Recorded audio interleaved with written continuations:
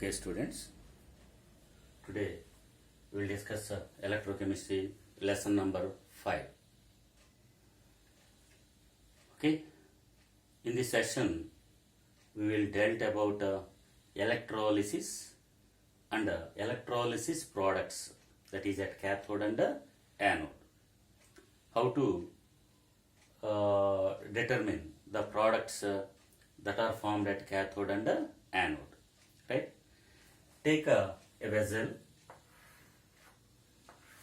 take a copper sulfate solution in this vessel, copper sulfate solution in this vessel. So aqueous copper sulfate solution is taken. Take a copper rod, take another copper rod. So this is copper rod, this is also copper rod. Connect them to a battery with a switch or key. Here this copper rod is connected to the positive pole of the battery, so it is anode. This copper rod is connected with the negative pole of the battery, so it is a cathode. So both cathode and anode are copper rods. Okay, this vessel is called electrolytic cell. This vessel is called electrolytic cell. Electrolytic cell. This copper sulfate solution is called electrolyte. It is called electrolyte. And these two copper rods which are connected to the battery are called electrodes. These are called electrodes. Okay. So these electrodes are again of two types. These electrodes are again of two types. They are active electrodes and inert electrodes. Active electrodes not only allow the flow of electrons but also participate in chemical reactions. That are active electrodes. So, active electrodes. Active electrodes. Okay, these active electrodes not only allow flow of electrons but also participate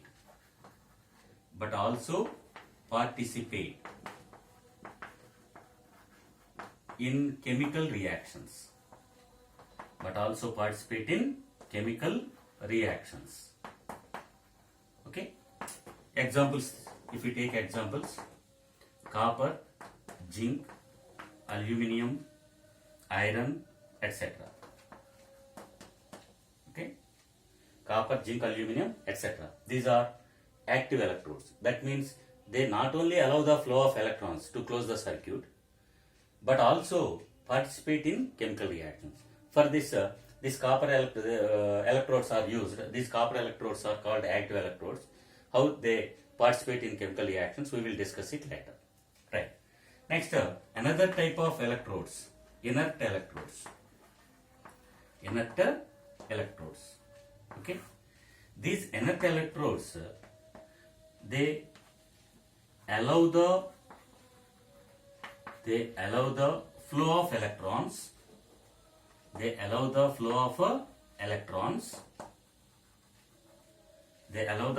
electrons only, but do not participate in chemical reactions.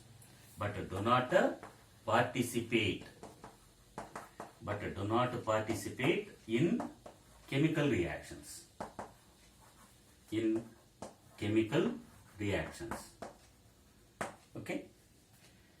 So inert electrodes, they only useful to allow the flow of electrons, but they won't participate in chemical reactions.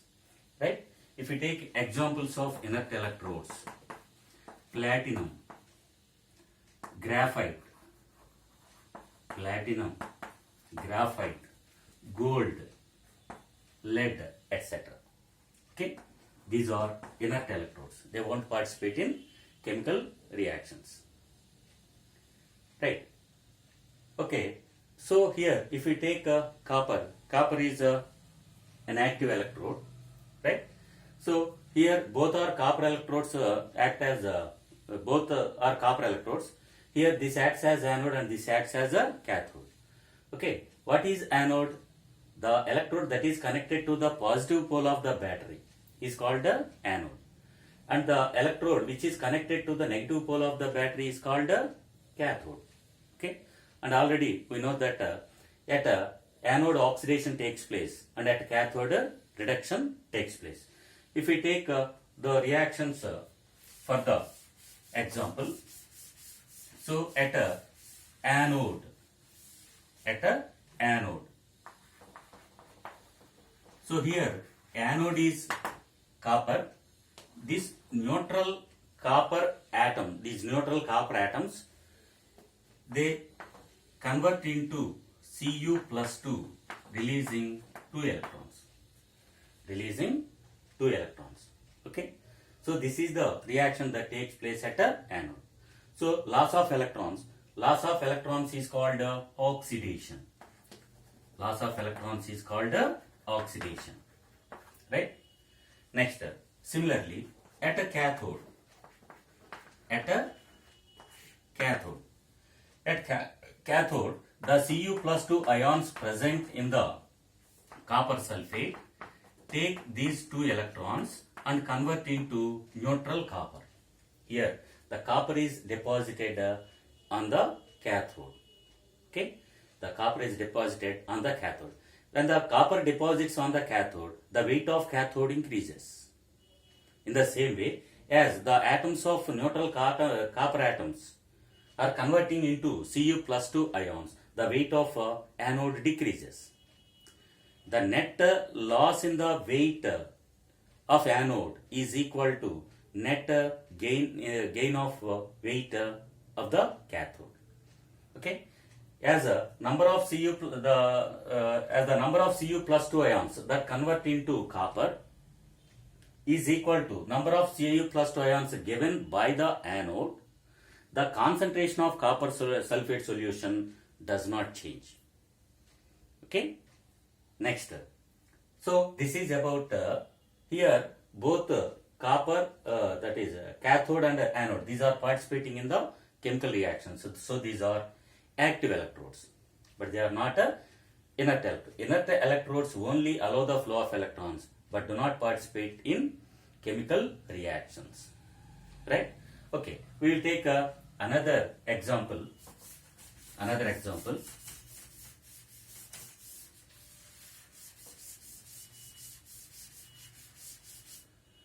If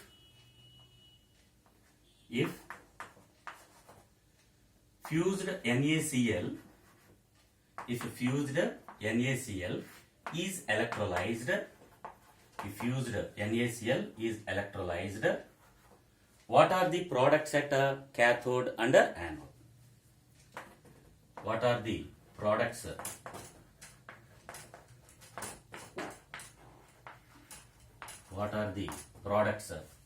At a cathode and a anode?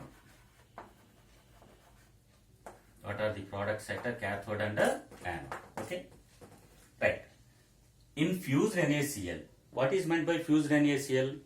The NaCl solid is converted into liquid just by heating. So NaCl fused will have two types of ions. They are Na plus ions and Cl minus ions.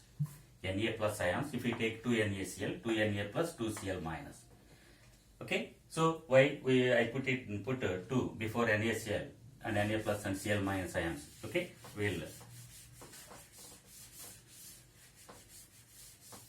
discuss it later. Okay, right. So this. So when fused NaCl is electrolyzed using platinum electrodes, you say using platinum electrodes. What are platinum electrodes? They are inert electrodes. Okay, right. At a cathode, at cathode. Cations reach cathode. 2Na plus aqueous convert into Na by taking 2 electrons. 2Na solid. Okay. Gain of electrons is called reduction. So at cathode reduction takes place. Next, at the anode. At a anode. So what happens at anode? Cl minus ions reach anode. Anions reach anode. 2 Cl minus convert into Cl2, releasing 2 electrons. So loss of electrons is called oxidation. So oxidation takes place at a anode. Okay. So what are the products of cathode and anode? Cathodic product is Na. At cathode. At cathode, Na is formed. At the anode, chlorine is formed. Okay, these are the products at cathode and anode, right? So here chlorine exists as diatomic molecules. So I put 2 before NaCl, before Na plus and Cl minus ions, right? If we take another question,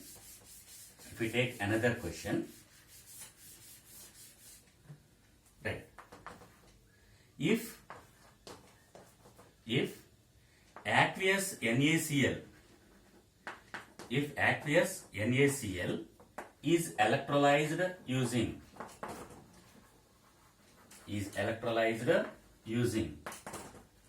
platinum electrodes,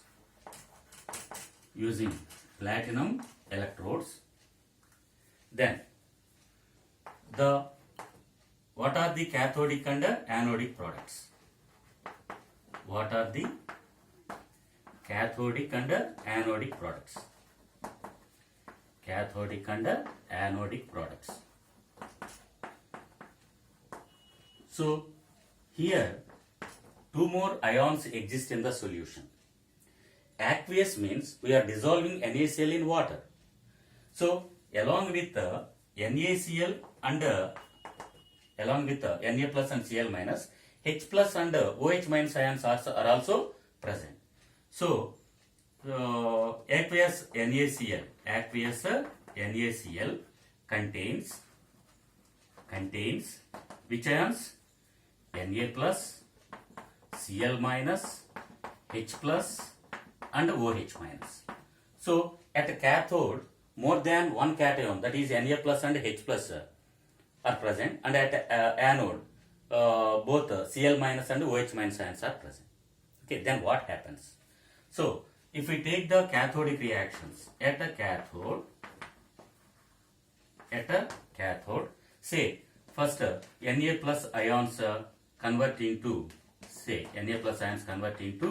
Na. Okay, or this Na now reacts with water to convert into NaOH plus H2. NaOH plus H2. Okay, if we balance the equation, 2Na, 2NaOH, 2NaOH, 2H2O, right? So 2Na, 2 electrons, 2Na plus.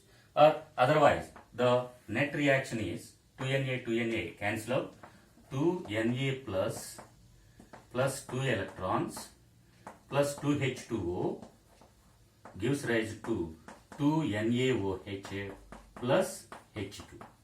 So at cathode, what are the products formed here? NaOH and hydrogen. Okay.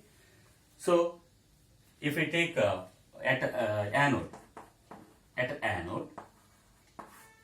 2 Cl minus ions convert into Cl2, releasing 2 electrons. Of course, a little of oxygen is also formed. Why it is formed, we will discuss it later. So if used NaCl is electrolyzed using platinum electrodes, at cathode Na and at anode Cl2 are formed. If aqueous NaCl is electrolyzed using same platinum electrodes, then cathodic products are NaOH and H2. Okay, and anodic products are Cl2. Why? Here Na not formed. Na being highly reactive, it reacts with water and converts into NaOH and H2. It is highly exothermic reaction. Okay, then how to determine the cathodic and anodic products when inert electrodes are used? Of course, here the resultant solution will be basic because NaOH is formed. That means the nature of electrolyte after the electrolysis will be basic due to the formation of NaOH, and the pH also more. First we have taken aqueous NaCl. As NaCl is a salt of strong acid and strong base, its pH is nearly 7. After electrolysis, if we observe the pH of the solution, that will be more than 7 because of formation of a NaOH. Right? Okay. Next, similarly, if we discuss another solution, electrolysis of another solution,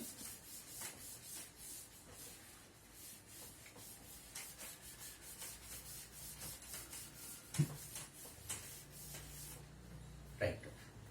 Electrolysis of copper sulfate. Electrolysis of copper sulfate using aqueous, copper sulfate aqueous using platinum electrodes. Using platinum electrodes. So, what will be the products? Cathodic product and anodic product. So, at a cathode,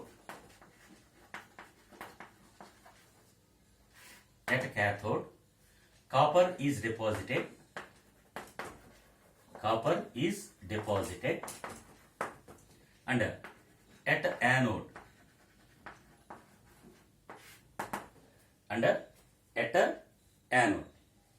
oxygen is liberated. Oxygen is liberated. Oxygen is liberated. Okay? Right. Here, the resultant solution or solution after electrolyte.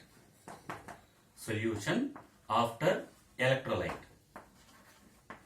Solution after electrolyte is acidic in nature. Acidic in nature. Acidic in nature due to the formation of H2SO4. Due to the formation of H2SO4. Okay, and pH decreases.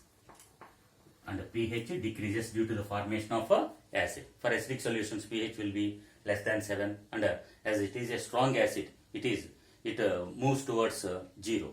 Okay, so pH is very less due to the formation of H2SO4. How these reactions take place? Okay, why here copper is deposited and why oxygen is liberated? Just we will discuss the reason later, but we will observe the chemical reactions that take place here now. Right? Cu plus 2 take 2 electrons and convert into Cu. Cu plus 2 take 2 electrons and convert into Cu. This is at a cathode. This is at a cathode. Okay. Next, at the anode, instead of SO4 minus 2 ions, H2O participate in the reaction. So 2H2O gives rise to O2 plus 4H plus O2 plus 4H plus 4 electrons. So this is at a anode. This is at a anode. That means here Cu in copper sulfate solution, Cu plus 2 ions, SO4 minus 2 ions are present. As it is aqueous solution, H plus ions and OH minus ions are also present. Actually, this can be written as 4OH minus. This can be written like this also. 4OH minus gives rise to 2O2 plus 4H plus 4 electrons. Okay. In this way also we can write the equation. So H plus OH minus ions are discharging at a anode. and Cu plus 2 ions are discharging at a cathode. Discharging means losing charge. Losing charge. They lose charge and convert into neutral atoms or molecules. Right? Okay. So here Cu plus 2 ions are discharging, OH minus ions are discharging, and these ions remain as it is. So in the solution, H plus ions and SO4 minus 2 ions are present. These combine together to give H2SO4, due to which the pH decreases and the solution gets acidic nature.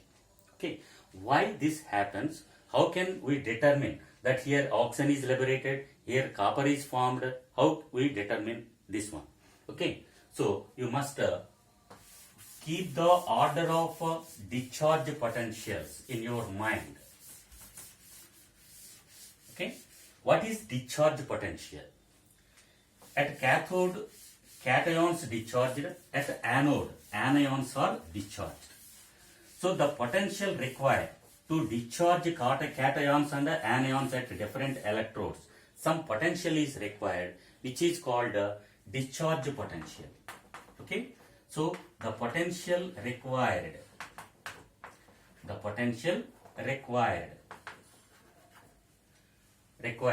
to discharge the ions, to discharge means losing charge or removing charge, required to discharge the ions, is called discharge potential.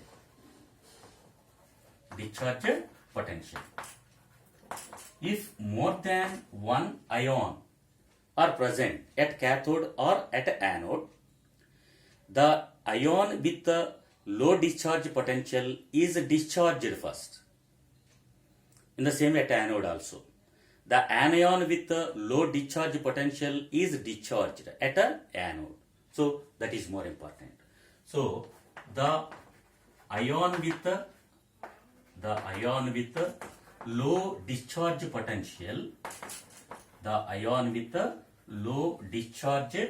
potential, is discharged first.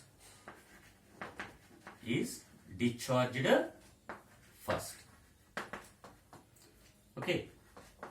So which ion has low discharge? How to determine? So we have to the decreasing order. We have to determine the decreasing order of discharge potentials. The decreasing order of discharge potentials of cations. First we will